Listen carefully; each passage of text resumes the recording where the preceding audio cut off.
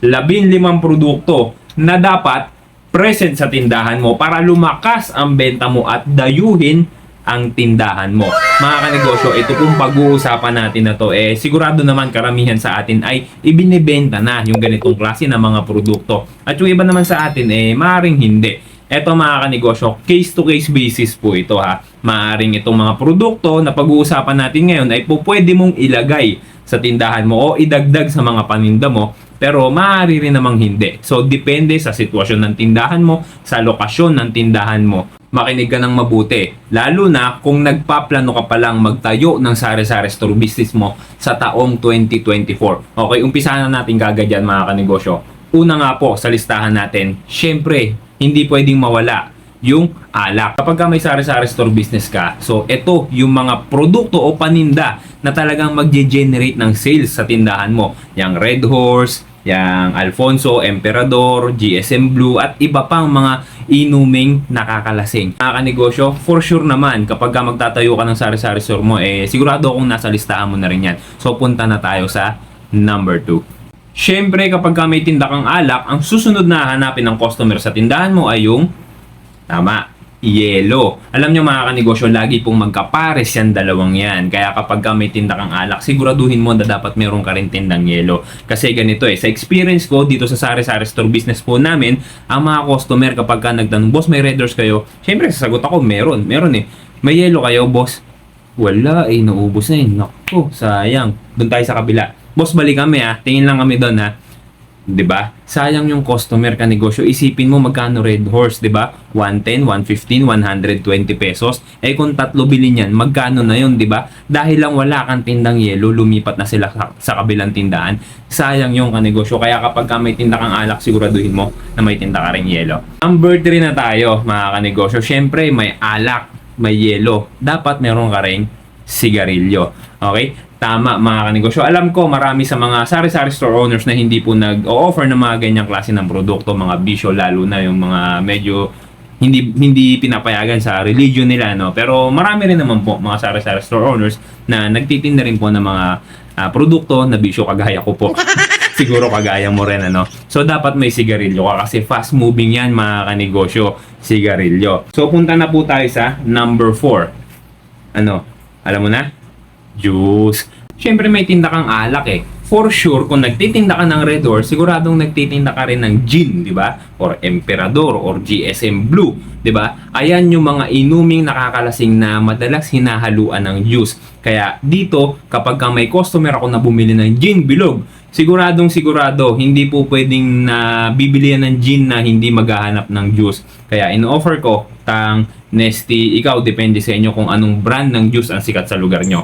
Yan, magtinda ka niyang kanegosyo. Number 5, ice cream mga kanegosyo. Alam nyo po, experience namin dito sa tindahan, simula nung nagtinda kami ng ice cream, napansin namin maging yung mga tao na hindi naman talaga namin suki o hindi regular na bumibili dito sa tindahan, talagang dinadayo yung aming tindahan para lang makabili ng ice cream. Alam nyo, kahit 10 oras ng gabi, alas 11, alas 12 ng hating gabi, pumupunta yung mga tao dito para lang makabili ng ice cream sa aming tindahan. Hindi ko alam kasi ako personally, sa totoo lang, hindi po ako mahilig sa ice cream. Pero, naobserbahan ko na marami palang Pilipino ang napakahilig sa ice cream. Kaya, simula nung naglagay kami ng ice cream dito, gumanda po yung aming benta. Kaya, itry mo rin na maglagay ng ice cream diyan sa tindahan mo. Pang-anim, mga kanegosyo, mag-offer ka ng serbisyo ng GCash. Alam nyo mga kanegosyo, dito po sa tindahan, napakarami po talaga ang nagpapakash in at nagpapakash out sa amin. Dahil po, sa panahon ngayon, mga kanegosyo, ang pera sa GCash is good as cash. Napapambilihan ng mga produkto sa tindahan at nagagamit yan pambayad sa kung saan-saan. 'Di ba? Kaya mag-offer ka ng serbisyo ng GCash dahil malaki po ang kita dyan mga kanegosyo. At may mga tao na talagang naghahanap ng mapapag-cash inan at mapapag-cash outan. Especially yung mga taong mahilig magsugal. Pampito, mga kanegosyo, laruan. Alam nyo mga kanegosyo, nung nag-umpisa po kami magtayo ng sari-sari store, ang pinakaunang produkto na talagang nakapag-generate o nakapagpapunta ng mga customer dito sa aming tindahan ay yung produkto na laruan. Walang iba kung hindi laruan, mga kanegosyo. Kasi ang mga tao, may suki-suki yan eh, yung mga matatanda. Kaya kapag ikaw, may bago kang tindahan sa lugar ninyo, tapos marami kang mga katabing tindahan din, marami kang kakompetensyang tindahan, wag mo i-expect na yung mga tao talagang lilipat sa'yo. Hindi po ganun ang reality sa tindahan, mga kanegosyo. Kasi yung mga tao, mahihiya bumili sa tindahan mo, especially kung katapat lang o katabi lang yung mga suki nilang tindahan na pinagbibilan nila, especially kung may utang sila doon, di ba? Mahihiya talagang pumunta yan sa tindahan mo. Pero kung may tindakan laruan, ang parokyano mo, yung mga bata, walang pakialam sa suki-suki yan. As long as nandyan sa tindahan mo yung produkto na gustong-gusto nilang bilhin, pupuntahan nila yan, yung laruan, mga kanegosyo. Pang-walo, syempre, hindi po pwedeng mawala sa listahan ito, ano? Dahil ako ang brand ambassador ng kumpanya na to. Pero real talk, mga kanegosyo, napakaganda na meron ka sa tindahan mo nito. Ano yon?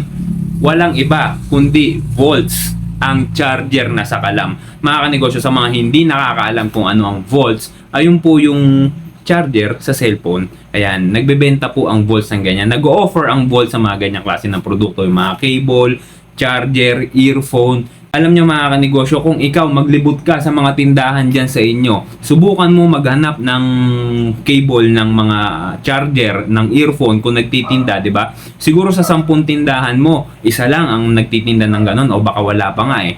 Kaya napakaganda na idagdag mo yan sa tindahan mo. Alam nyo, real talk, mga kanegosyo, simula nung dumating ang Volts dito sa tindahan namin, gumanda na yung takbo ng benta namin. Bakit? Kasi dumami yung suki namin. Dahil sa panahon ngayon, mga kanegosyo, sino pa ba ang hindi gumagamit ng cellphone? Bata, matanda, lahat yan, mga kanegosyo, may cellphone, di ba? At kapag may cellphone ka, ano ang kadalasang nasisira? Yung charger. Kaya yung tindahan mo nag-o-offer ng charger, nag-o-offer ng cable, nag-o-offer ng earphone, siguradong dadayuhin ka. Kaya dito sa mga tindahan na nakapaligid dito sa amin, walang ibang nagtitinda ng ganun, walang ibang nag-o-offer ng ganun maliban sa tindahan namin. At pwede mo ring ilagay sa tindahan mo yan, ano ka negosyo ha? Volts ang charger na sa kalam. Number 9 tayo, mga kanegosyo.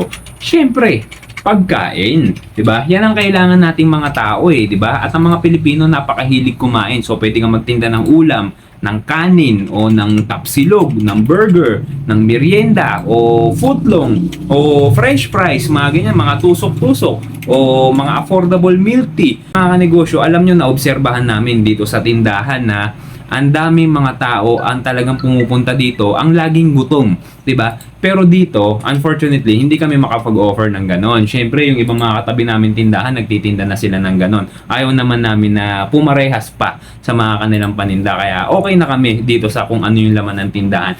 Pero kung sa palagay mo, pwede mong ilagay yan sa tindahan mo, why not? Siguradong malaki ang kita dyan, mga kanegosyo. Dahil ang tao kahit hindi gutom kakain. So pwede kang mag-offer ng mga ganyang klase ng paninda sa tindahan mo. Number 10, mga kanegosyo, at syempre hindi po pwedeng mawala to dahil dito kami unang nakilala sa produkto na to. Ano yon? Dishwashing liquid, yung refill, mga kanegosyo. Ang sistema nito, so magtitimpla ka ng dishwashing liquid tapos mag-offer ka 20 pesos, 25 pesos or 30 pesos, depende kung magkano gustong presyo mo. Tapos may dala-dala silang sariling bote. So, re-refillan mo ngayon yun. Alam nyo, mga kanegosyo, dito po kami lang ang nagtitinda ng ganyan. Bukod sa Volts, bukod sa kung ano pa mga paninda na kami lang yung nag-offer dito sa area. Dishwashing liquid talaga. Pag sinabi mong refill ng dishwashing, ito pong tindahan na to ang pinakaunang may isip ng tao. Doon po kami kasi talaga nakilala, mga kanegosyo. Bago pa po dumating itong mga produktong ito, yun lang yung binibenta namin dito sa tindahan, yung refill ng dishwashing liquid. Kaya kung meron ka niyan sa area mo, sagot ka na sa problema ng mga kapitbahay mo dahil hindi na sila mapapamahal sa pagbili ng dishwashing liquid dahil nasa iyo. Mura na yan, kanegosyo, diba? Saan magkano ba ang dishwashing liquid ngayon? 45 pesos? 50 pesos, pero kung magre-refill ka, basta dala-dala nila yung bote nila, sasalinan mo lang, makakamenos na sila, di ba? Sa halagang 25 pesos, may 1 litro na sila ng dishwashing liquid, o, di ba? Number 11 na tayo, mga kanegosyo. Ito po pwede mo tong ilagay sa tindahan mo kung may budget ka, pero pwede rin namang pass muna. Ano yon?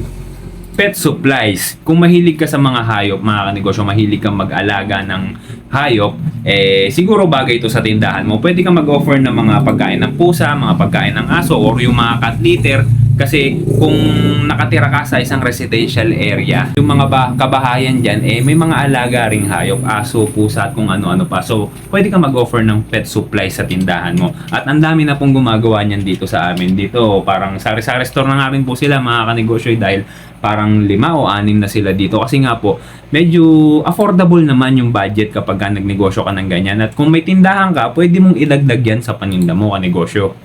At maganda rin ang kitaan dyan, kanegosyo dahil lang 1 kilo ng cat food ay mas mahal pa sa 1 kilo ng bigas. Ganun din sa dog food mga kanegosyo. At syempre kapag ikaw, yung kapitbahay mo o yung kakilala mo may alagang hayop yan, binibaby nila yan. Kaya bibilhan din nila yan ng mga treats o kung ano-ano pang mga nakakatuwang bagay na pwede nilang ibigay sa alaga nila. Diba? Kaya napakaganda ng pet supplies para sa sari-sari store mo.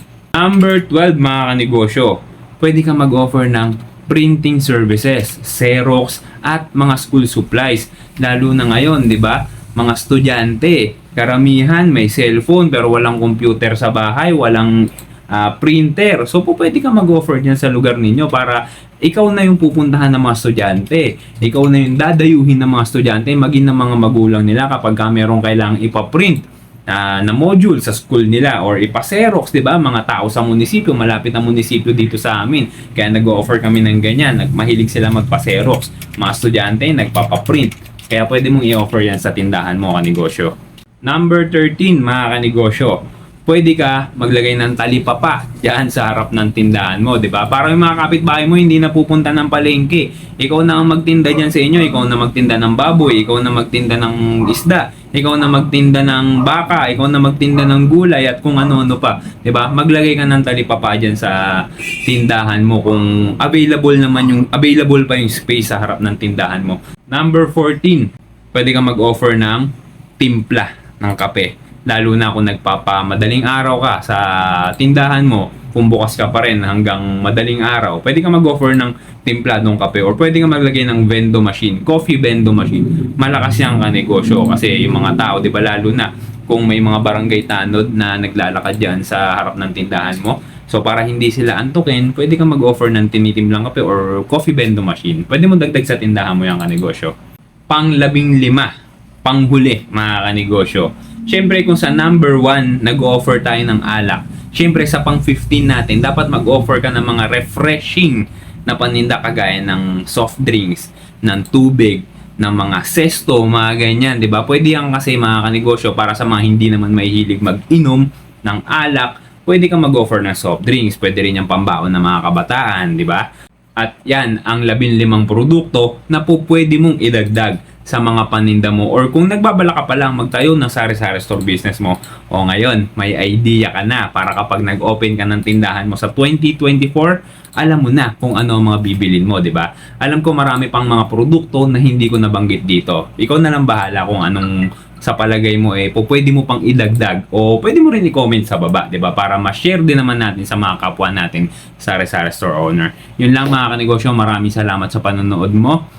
Kung natapos mo tong video na to kanegosyo, ibig sabihin nagustuhan mo yung pinag-usapan natin ngayong araw na to. Kaya kung gusto mo pa makapanood ng ganitong klase ng mga content, baka hindi ka pa nakasubscribe, isubscribe mo na kanegosyo kasi madalas po ako mag-upload ng ganitong klase ng content, ng ganitong klase ng topic. Kaya para mapanood mo yung mga susunod na i-upload ko, mag-subscribe ka na.